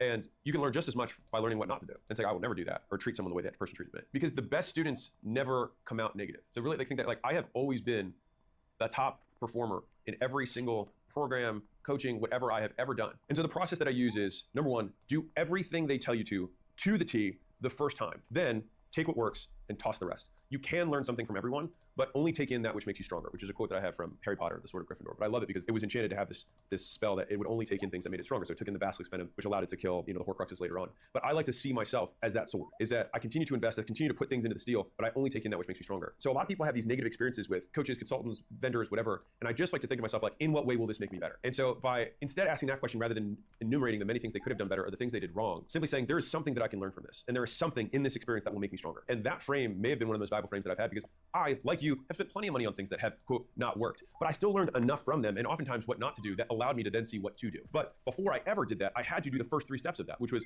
do everything they said to the T the first time. And if for whatever reason, it did not work, I would then use my other skills to patch the difference so that I could find a way to make it work. And by the way, if they have a success story, which they usually do because that's how they sold you, is that you find that person and figure out what they are doing that is lacking in the education that the person who's teaching taught. Fundamentally, if you ever buy something where there is somebody who has been successful, then it means there are activities that yield success. And the discrepancy, I'm gonna show this to you visually because I think it's important. So let's say there's a bridge, right? And you've got, here's money and here's you, okay? So you've got this path that someone shows you how to do. So you paid money and they give you these little bricks here, right? They give you these little bricks that you paid money for. And maybe these bricks, you had to pay different vendors, different amounts of money for each one of these bricks, but you still haven't made money yet. The thing is that there's a gap here. And the reason that some people are successful with some people's programs or implementations and other people aren't is because that the people who already bought that brick from somebody else before that brick isn't missing. And so if you see the education you have as these bricks on the road, then you wouldn't say that the foundation of a house is in some way a ripoff. You would just say it's not a complete house. Now, if they sold you the expectation that you would have a house, sure, you could be upset by them, but they still helped you build a foundation. And so it's the same people who get upset saying, oh, I learned arithmetic from Mrs. Glass, but then when I found Mr. Hardwick and he taught me calculus, she only taught me arithmetic. She's a moron. You wouldn't say that. But for some reason, people talk about the basics of business the same way when they become more advanced. If someone taught you how to do outbound and do warm outreach so they could sell your first customers, and someone else later teaches you how to run ads, well, you probably learned how to work the leads from the ads that work for you because you learned how to do outbound. You probably learned how to sell because you learned how to sell strangers. And so when you did the ads, it worked for you. And then somebody else who did that same exact implementation didn't have the bricks that you had, and they never got the dollars that came across. And so whenever something doesn't work, it doesn't make you any better by saying it's their fault. And Fault also only matters in the eyes of the law, which you're not going to sue anybody anyway, so who gives a shit? The only thing that matters is whether the outcome happens or not, which is under your control, because it means that you simply have a discrepancy between where you are and where you want to go. And so a lot of people would then say, sure, Alex, it's easy for you to say you're a white guy. You're right, cool, so just don't watch the video and move on. But for everybody else, you've got connections, you've got money, you've got looks, you've got intellect or intelligence. These are all great, but you can beat all of these. You can beat somebody who has all four if you have one thing, which is the desire to improve. The insatiable desire to improve. No matter where you start, if you have this, it's hard to beat someone who improves every second of every day without stopping, without giving up. And so I have met people who have connections, money, looks, and intelligence, and they do not people who have an insatiable desire to improve, who do not stop.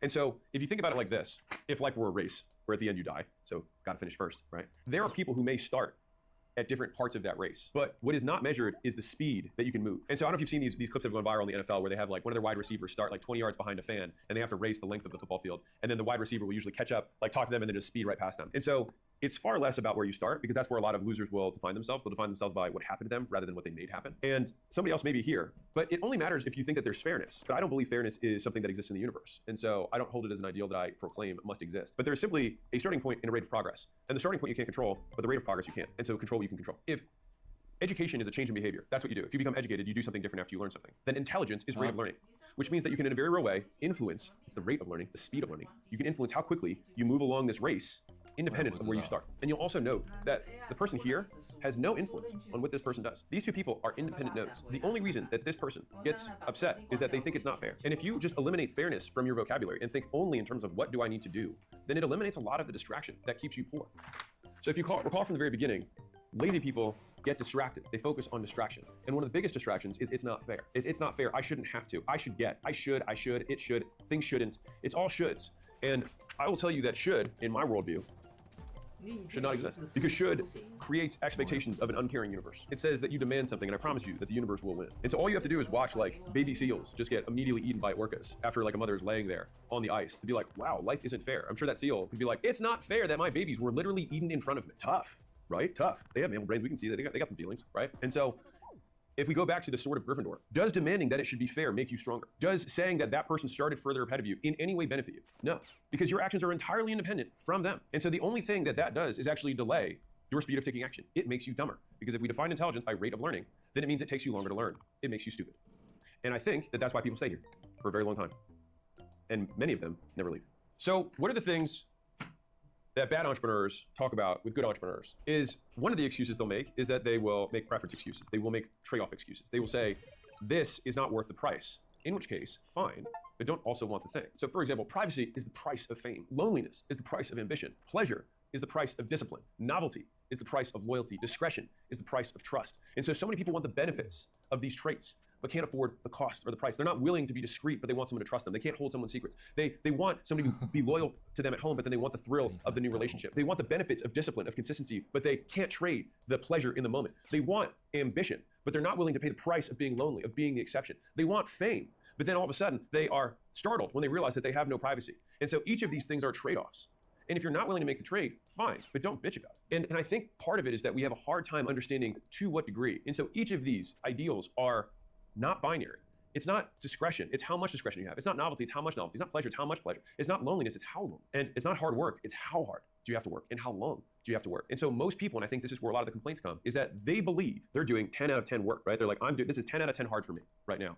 But they're actually only doing 1/10 of the amount of work that it takes to get to this goal. And so they might be doing a 10 out of 10 work for a 100K goal, but they're doing a 1 out of 10 work for a $1 million goal. And I think a lot of that work comes down to being able to accurately assess reality and see what your actual discrepancies are and realize how much work you really have to do in order to get good at every one of those discrepancies. Because most outcomes don't occur until you've met all of the conditions, like a pipeline. All right, so let's say you've got this pipeline here and you've got these valves. These are the valves, you've got this water that's coming here, and let's say once you get all the way through, the water comes out the other side. These valves have to open. You have to open this thing, open each of these valves, and let's say you've checked off 3 of the 4 boxes. The water's still gonna be stuck here. You're still not gonna get the water through. And so the thing is that as much as you work and you're like, but I did that, and I did that, and that didn't work, and that didn't work. It may have worked, it just might not have met every condition to get the outcome. And so if you think about life and outcomes that way, it gets a lot easier because it stops being emotional. You can simply say, there's a condition that I haven't met, and I have to figure out what that condition is. Rather than proclaiming that the universe isn't fair, or that you started further back, and that's why your effort hasn't resulted in it. Maybe this person only has to meet 3 of these, and you have to meet 4. Okay, well then I guess that means that you're gonna be better than them. Why is that a bad thing? It means that you're gonna develop more skills to achieve the same goal. Great. If the end of this life is that you are the steel, you are the thing that gets created, then you can't resent the hammer and the fire that makes you. Because you can't wish for strong character and an easy life. Because the price of each is the other. So either people aren't succeeding because they don't understand that they have to make a trade that they're not willing to make, or the trade that they're currently making isn't sufficient. So they either think that they deserve to get the Nike shoes just for being who they are and think it's not fair and think that the store owner should just give them the Nike shoes. And look, all you have to do is look at the news. There's plenty of people who think that way and they go and try and take it, right? But that makes them a thief. That makes them significantly worse. It actually does more harm to them, in my opinion. But there are people who believe that. That's the worst, that's the lowest level. The next level above that is people who say, no, I'm willing to pay for the Nikes, but I'll pay 30. It's like, yeah, but they're 300. That's the price. It's like, yeah, but I'll pay 30. They don't understand the extent of the trade-off. And then they complain that their $30 isn't good enough. It shouldn't be so expensive. It is what it is. And so there's a saying that Layla and I say a lot internally. I'm like, it takes what it takes. And so if we want this thing, what often has to happen is you have to keep bidding. It's much more like an auction of a trade-off, because the real world, level 3, is that you see the Nikes and then you bid 30 and then you realize it's not enough. And rather than moan or put your thing down and walk away, you're like, 50? And you're like 100? You're like, God. And so that is the pain, is being able to consistently reset the expectations and bid again and again and again until eventually you make it all the way through and you bid $300. You do get your Nikes. And then all of a sudden everyone says, must be nice to be born so naturally good. All you have to do, by the way, is watch one of my very first content pieces. And you think my very first content pieces are the podcast that I made. The very first content pieces that I made for my gyms 13 years ago. And so it's like, man, you're so naturally good on camera. Watch those videos. Tell me if you think the same way. I had to take shots before the videos because I was so nervous about sounding stupid. In the fourth version, I would say like the highest version of this. So I'll break this down. So the 0 level of trade-offs is should. You just say you should get it for nothing. The next level is too much. So you say it's 30 bucks, but it's actually 300, and you say it should. The next level is bidding. So you bid. So you say 30, 50, 100, and you find out that you're insufficient. You keep going up. The final is source, which is where you determine the price. And this is often, in my opinion, where you create your reality. So it's continuing to hammer away at content, continuing to write drafts of the book before anyone else has seen it, because you are the one that holds a standard higher than everyone else's. Because no longer do you accept the approval of others as your litmus test. The market, for sure, in the beginning will tell you whether you're good or not. But Steve Jobs, Henry Ford, right? They would have asked for faster horses, not cars. Is that they demand more from themselves than anyone else does. And by setting that standard here, where everyone else is here, by actually meeting the standards of the market, you actually lower your own. And so this is where your standards become source. And this is where you get into rarefied air. And this is what the quote, rich guys, if you will, when we talk behind closed doors about what people don't understand, it's about holding the standard. And in my opinion, the person who should make the decision in every organization is the person who has the high standards, not the person who's most senior, not the person who has the most shares. It's the person who has the highest standards for whatever it is. Our marketing should be at this level. If the owner thinks it's less, then that person should be the person who's running marketing. If somebody else thinks the product needs to be this good and someone else thinks it to be less, that person should be in charge, whether it's their first day or the 1000th day.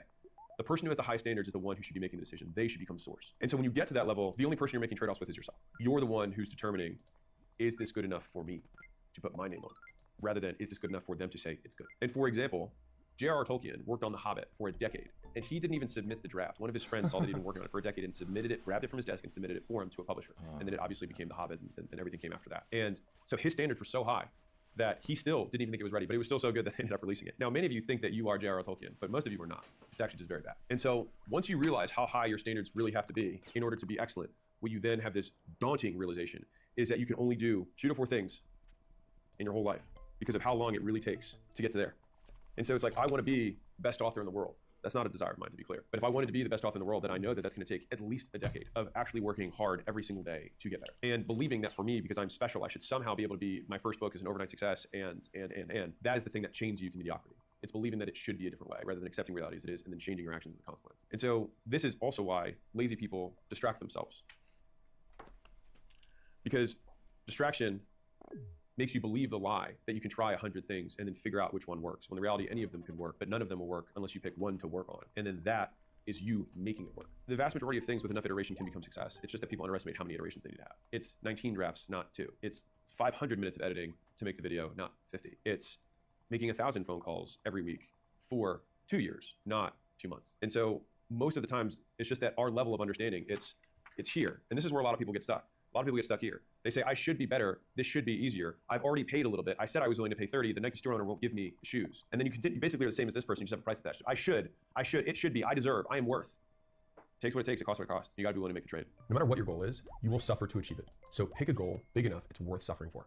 Here's how to achieve that goal. Give me the next 30 minutes and I'll help you make the most of your 20s and your 30s. So I made my first million when I was 26. A decade later, my portfolio company generated last year over $250 million in aggregate revenue. And I'm 36 now. And so in this video, I'm gonna give you the real world advice that I wish someone had told me much earlier. So number 1 is you wanna take asymmetric bets. If you're under 30, you have no reason not to go 100% all in on your goals. The downside is nothing, and the upside is everything. If you think about life as giving you kind of lottery tickets, right? You can scratch off a ticket, and if you don't win, then what did you lose? The scratch-off ticket. But the thing is that when you have nothing to lose, you have nothing to lose, and you only have things to gain. And so the objective, when you have as little as you can, is to take as many shots as possible, because your downside is 0, right? And so it's the only time in your career where you can take more shots than anyone else. And so the reason, or the fact that people don't take shots, and myself included when I was younger, I was so afraid to take a shot, but the only reason that was holding me back was the belief that other people, who I don't even talk to anymore, would somehow judge me as a, quote, failure. You never actually start from scratch ever again, because every time after the first time you start from scratch, you start with an experience. So you still always net a positive. And so that's the beautiful thing about taking shots, is that you either get the big win, or more likely, you learn something, and then that learning compounds. And so the thing is that I had a misunderstanding of how success worked, which is that it's far more stacking many things on top of each other than it is nothing, nothing, nothing, and then something works,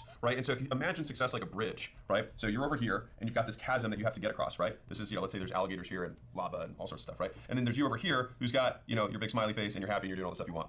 The thing is that I thought that I just kept wanting to jump over this gap over and over again and think like, if I just jumped hard enough, or if I had the right opportunity, that's what would do it. But more likely than not, it's really like you install these bricks on the path, and you keep walking, and it's like, okay, well, I fall here. Okay, well, I'll fix this one later. And then you take and then you start again, and then you fall here, and then you fix this, and you keep going, and you fall here, and then you fix this, and then all of a sudden you make it all the way across. And that's what it looks like, or what the experience of kind of becoming the overnight success is. And that's why so many people talk about it, where it doesn't happen at all, and then it happens all at once. It's not that it happens all at once. The actual outcome of getting a system to work all the way through, that is binary. But the process of building the system is actually very linear. I'm also not saying this from a position of even though I saw some success early in my career, I also started pretty early. And so I had 9 failed businesses, 9, before I had one that really worked. And so I bring this up to say that, like, I don't know what failure you're on right now. Maybe you're on 0 failures, you're on 1 failure or 2 failures, but you have way more failures in you. At the end of the day, like, one of the big realizations I had is that since life is an infinite game, and what that means is that there are games where you have a defined time period, and at the end you count the score, right? And then there's infinite games where the only point of the game is to keep playing the game. And so, like, the point of marriage is not to get married, it's to stay married. The point of health is not to get healthy, it's to stay healthy. And the point of business is not to get into business, but to stay in business. And so basically the only thing that you have to do to stay in business is to choose to continue to fight. And so once you realize that, then you realize that you become a success the moment you decide you are, because being successful is far more about being in the game, about being in the arena. And so when you're in your 20s, what you lack in experience, you have to make up for in effort and hours. And believing otherwise leads to a life of, honestly, well-deserved mediocrity. So if you're hearing this, you're like, okay, I got it. I need to take more bets, and I need to take maybe riskier bets because my downside is nothing. All right, well, which bets do I take? So number 2, don't follow your passion. So passion is vague, and so it's very difficult to say, I like this thing more than this thing. But what you can say is, I'm better at this than that. And so passion usually then comes from competence, not creates competence. And so we usually like things that we get good at rather than getting good at things that we like, right? And so this is the thing that I think confuses a lot of people. And so the other flip side of this is that enjoying something doesn't even guarantee that you're good at it or that you're gonna be able to make money from it. And I remember my dad used to tell me when I was much younger, he said, listen, if I were following my passion, I'd be a bartender at ski slope, right? He said, if you could just make money, he said, the rest of your life you can do whatever you want. And I actually think it was very practical advice for me, and I'm very grateful that I got that. But the thing is that getting good at anything, you have to slog through this period where you're probably not gonna be passionate about it, because it's very boring, it's very monotonous, it's very repetitive, right? It's one thing to say, oh, I like ping pong. It's another thing to say, like, I hit 500 forehands and 500 backhands every morning and every night, right? It's a different level of dedication that you have to it, and that isn't gonna be something you're passionate about. You might like playing the game, but getting good at the game are 2 very different things, right? And so it sets this false expectation that I think ultimately harms more people. And I think one of the biggest reasons of not following your passion is that your passions will change as you age. I promise you, the things that I was passionate about when I was 20 is not things I'm passionate about now, and I'm sure the things I'm passionate about when I'm in my mid and late 40s are be different than things I am now. Same as 50s and 60s. And so this idea that, like, I have to find this one thing, it puts a ton of pressure on that thing that it has to be perfect forever. And if it's not gonna be perfect forever, then why don't we be practical now so that we can give ourselves options later? So fundamentally, all we're gonna look for are things that you're good at that people already spend money on, because that creates a very high likelihood outcome of you creating something that you can exchange in the marketplace. Once you've decided on something that you want to get better at, you're already good at it, you want to get better at it, which is hopefully, maybe it is your passion, which would be amazing, but a lot of times it's not. The next thing is you have to get good at one thing. Think about the equal opposite of this. How would I get someone to be poor? I would get them to keep starting new things rather than getting good at one thing. And so do you remember that guy who got rich, drop shipping, day trading, buying crypto, and wholesaling all at the same time? Yeah, me neither. You have to focus. And it's arrogant to think that you can do multiple things at once and beat someone who does one thing with all their effort. You have to pick one thing and go all in, and then you become the one who's hard to beat. So I told you earlier that I had 9 failed businesses. Now, here's the part that a lot of people don't know. 6 of those I had at the same time. And so I like to tell people, oh yeah, I'm a CEO, I've got multiple companies, right? Like kind of the way I do now, but it's very different now, because the thing is that I actually have CEOs who run those businesses, right? Not me. Because you can only be CEO of one thing. You can only drive one thing. Now, I drive acquisition.com, right? But CEOs of each of the divisions of each of the portfolio companies, like those are people who run their own profit and loss statements. And I didn't understand that. And so I had a chiropractor agency, a dental agency, a gym launch business where we did turnarounds. And then I also had 5 gyms of my own at the time. All right, depending on how you want to start, but I had 5 locations plus the 3, so I had 8. It's a lot, all right? It's too much. And because of that, I was stressed out of my mind. I was so spread thin. And basically, I had lots of things that generated revenue, and I didn't make any money. The only thing that it fed was my ego, not my bank account. When did this big turnaround happen for me? Layla came into my life and she was like, hey, you're clearly really good at this one thing. Why don't we just cut everything else? And that's exactly what I did. It was the hardest period of my life because I had to shut down all the other businesses but one, which also meant that I had to end partnerships with all these different other people that were relying on me. And that was hard. I'm not gonna lie, like it was not fun. Like these are people that I liked. But I had to make this decision. I had to cut off the life that I didn't want to have the life I wanted. If you want to impress people who are poor, talk about how many things you do. If you want to impress people who are rich, talk about how good you are with them. Like at the end of the day, your ability to demonstrate excellence is going to be the only thing that someone who is ahead of you will look at. And so you only fool the people who have no idea. And I'll be real, there's a lot of people who have no idea. So the thing is that this is where the whole imposter syndrome will start creeping up on you. Because you're like, man, I kind of feel like a little bit of imposter. Because you are. You're misrepresenting yourself. You know you're not as successful as you pretend to be. And so if you want to eliminate imposter syndrome, just stop lying. When I say lying, people are like, I don't lie. If you present something in a way that you know is going to be perceived differently than what reality is, posturing, in my opinion, lying. You're misrepresenting. What you want to be able to do is state the facts and tell the truth, period. And then if those facts and truth are not compelling and do not get you status, then change the facts and change the truth. Meaning, not that you lie about them, but you work so hard that the truth is compelling. And sometimes that takes time. But I promise you, the people who are all in on the imposter stuff, the guys that I knew that were, when I was in my 20s who were kind of like hustle bros, whatever, a lot of those guys faded, or they're still like jumping from thing to thing to thing, kind of like pretending to be successful. But like I know that they're barely able to afford their house. At the end of the day, it's a choice that you have to make. Do I want to pretend to be rich? Do I want to pretend to be successful? Do I want to look like I'm successful? Or do I want to be successful? Which more likely is do the things that success requires, which today do not look like success. It looks like a very long string of failures because you will be rewarded far more in life for your determination than your intelligence. But the problem with determination is that in the short term, it looks like a long string of failures until it works. Okay, so you're like, got it, I'm gonna focus. Now let me give you something that's gonna help you stay focused. Number 4, stop networking. All right, now this is a really, really important point. Now, it's not that I even have some big problem with networking overall. That's actually not my point. It's more that there are seasons of life, right? In the beginning, you're in exploration. I grabbed this from Naval and I really love it. Later on, you get into exploitation, which is where you go all in, right? And so the thing is that in the beginning, you're tasting lots of stuff. You're trying to figure out what you are good at or have some proclivity towards. When you have that proclivity, then it becomes very clear, now is the time to cut everything else so that we can focus and go deep. Right? So you go broad in the beginning so that you can figure out what you to go deep on. The broad period that you're in is never the period where you're going to make money. Like this is the part you have to get. I'll say from the beginning of when I started until I really graduated from it was about 5 years. It's less of a binary, more of a continuum. In the beginning you taste lots of stuff and then you just have to, because in the beginning you have to say yes to things. You have to say yes because you're so bad, you're so scared, you never want to say yes. But you learn to say yes a little bit and then you say yes more and then you say yes more and then very quickly you learn to say yes and get overwhelmed. And so the only way out of this yes trap is you have to start practicing to say no. And if you're like, wait a second, that means that I have to change what I do. Welcome to entrepreneurship. Like you have to learn, you have to evolve, you have to grow. So let me give you a very tactical example. So if you're debating between going to a networking event, right? Or like a lunch with some dude who's like, hey, we should collaborate, we should synergize, we should maybe trade ideas, let me pick your brain, whatever, right? And if you're picking between any of those things and working, choose the work. Because when the work works out, the people will still be there to take your call. But if you never do the work, no amount of networking will get the work done for you. And the bonus or negative bonus here is that if you don't get the work done, they're not gonna take your call in the future. And so they're willing to take the call today with whatever small amount of success that you have, but if you lose that success because you get distracted, they're not gonna take the call in the future. That door will be open, I promise. And not only will that door be open, 100 other doors will open for you if you win. During the season, losers congregate. Winners isolate. If everyone was supposed to win, they would have made podiums bigger. The top of the mountain isn't supposed to fit a lot of people. It's normal. The air is harder to breathe. And the thing is if all of this seems antithetical or different than what you've heard or what other people around you are experiencing, ask yourself, do those people have the lives you want? A great way to make a mistake is to ask someone else's idea about your idea who has no idea. When you make the transition from going from the exploration period to the exploitation phase, you go from many loser connections to a very few tight ones. I tend to be very transactional as a person, but I think we all are, and some people are just open about it. Everybody on some level does some sort of math in their head of like, this person in my life, I get more benefits than I have costs. But the thing is that if you want to raise the standard of your life, you have to raise the standard of the people who you surround yourself with. Because the fastest way to change your life is to change who you're friends with. Because that reference group is ultimately going to be what you compare yourself to.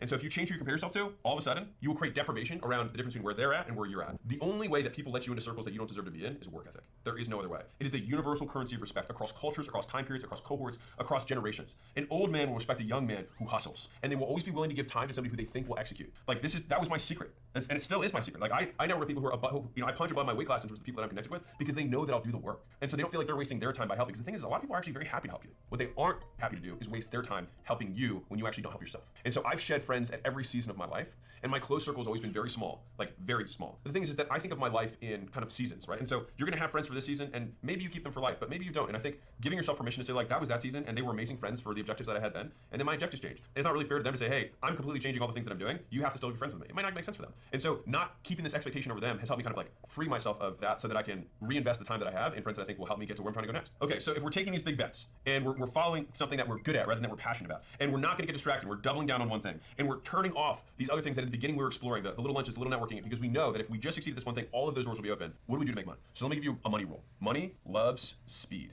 And this will relate back to the asymmetric bets. By the time you have all the information, the opportunity is gone. Sometimes you just have to make your bet. And it's almost always faster to make a decision, then make a mistake, and then correct that mistake than it is to painstakingly deliberate on the decision. If you know how long it would take you to fix something, if you're wrong, then just make your best bet, because you can always fix it later. And so said differently, if it takes you 5 minutes to decide and then 10 minutes to fix something, don't take 2 hours to decide, because you could just do it, and if you're right, you immediately are moving forward 5 minutes later. And if you're wrong, you're moving forward 15 minutes later. But either way, it's gonna take you less time than trying to assume that you're gonna know everything, because you're just not. You have to get a grip with uncertainty. Like, uncertainty is the job. Like, if you want certainty, don't try and go after your dreams, because the thing is that the only way to go after a certain dream is to go after an old dream. And if you go after an old dream that's already happened,